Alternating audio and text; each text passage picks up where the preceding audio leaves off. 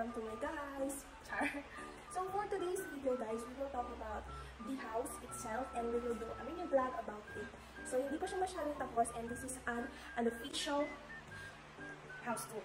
So makita natin na meron na siyang hagdan. Ayan, yung hagdan ko na yan ay plyboard.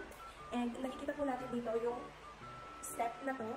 Itong step po na to ay hindi siya tulad ng tiles na ginamit dito kasi sabi daw nagdagawa dapat hindi daw glossy yung gagamitin na tiles kasi para iwas.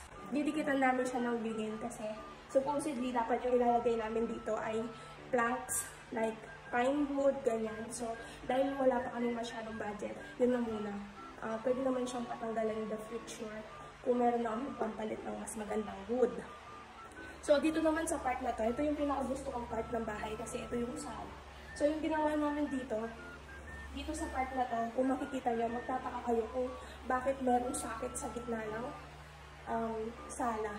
It's because gusto ko na walang wire na makikita yung TV kasi sa mga nakikita ko sa mga naging interior design, talagang tinatago nila yung mga wires. So, yun yung reason kung bakit nasa gitna siya ng mismo TV. Para walang wires. So, dito naman sa part na to, dito mapupunta yung dining area natin. So, kung makikita nyo, ayan.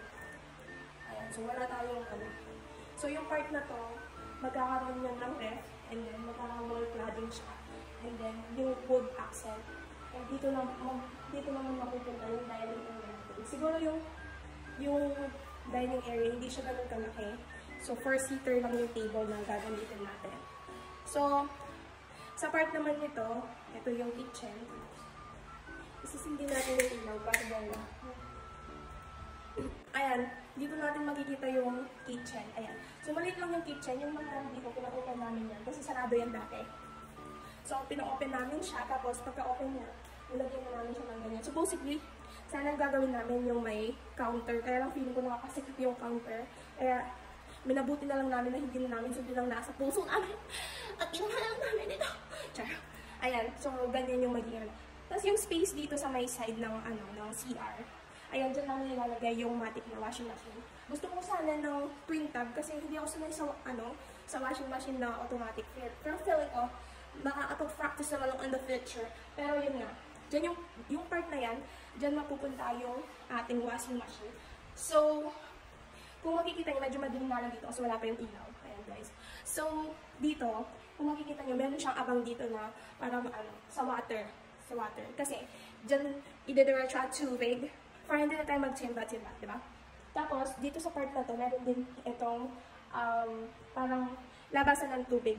Dyan lalabas yung mismong mga tubig, and everything else in the world of the Philippines. Tapos, dito naman yung ating CR. So, hindi pa siya tapos. Actually, hindi siya nagalaw talaga.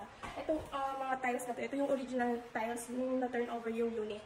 So, medyo madumi nga pala siya. So, hindi pa natin siya papasukin dahil madami pa siyang mga alkabok yan. So, yun. Ito ang unofficial house tour ng ating sala dito sa Borland Developer na house.